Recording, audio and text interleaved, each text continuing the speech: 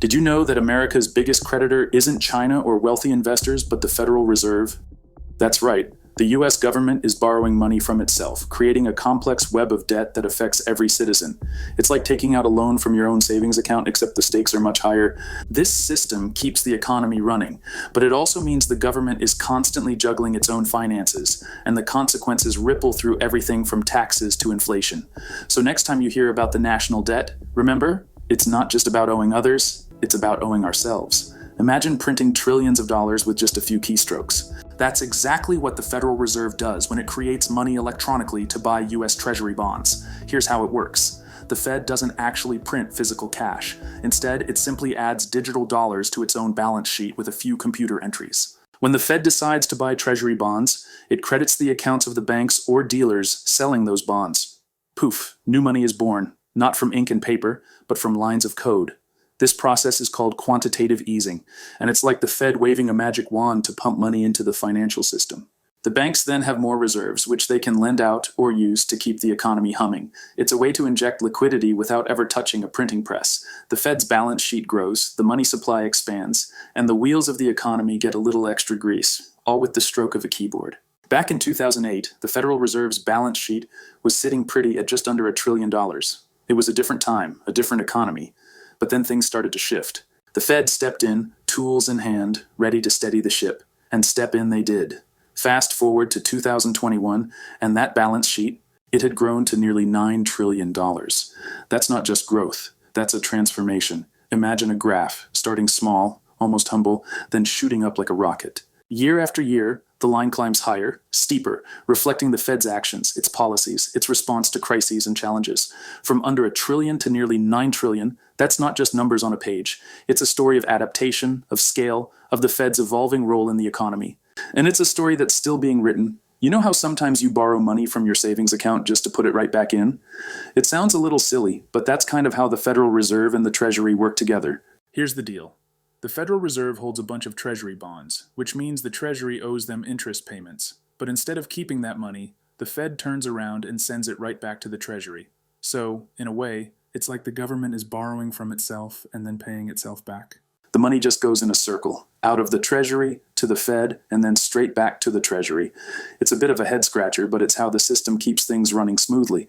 The Fed isn't really making a profit off the government. It's just part of how they manage the money supply and keep everything balanced. Imagine standing in a football stadium packed to the brim with 100,000 screaming fans. Now picture that same stadium completely filled, not with people, but with stacks of $100 bills. You'd need 50 of those stadiums, each one bursting at the seams with cash, just to hold $5 trillion. That's how much the Federal Reserve has in US Treasury securities as of 2023. It's not just a number, it's a mountain of money so vast it could make your head spin. And it's all sitting there, quietly shaping the economy in ways most of us never even see.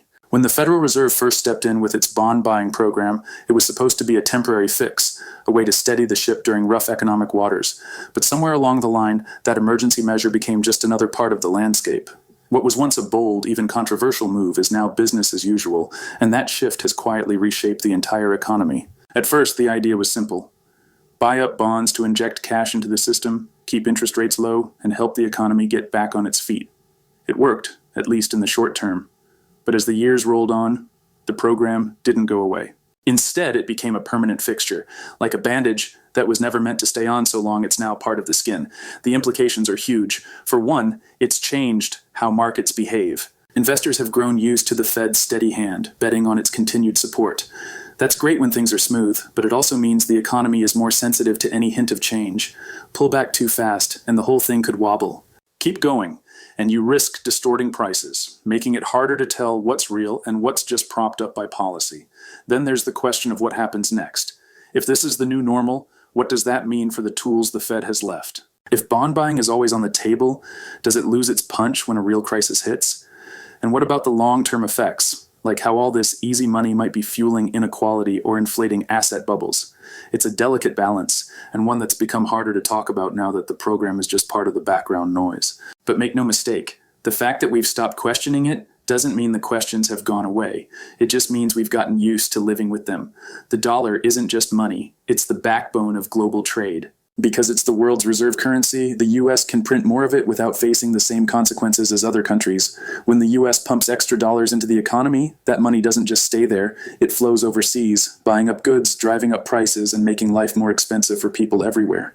Think about it like this. If the US sneezes, the world catches a cold. When inflation hits here, it doesn't stop at the border. Other countries have to deal with higher costs for everything from oil to electronics because those prices are tied to the dollar. And if they try to fight back by printing their own money, well, that just makes their currency weaker, pushing prices even higher. It's a tough cycle. The dollar's dominance gives the US a kind of financial superpower, but it also means the rest of the world has to dance to its tune.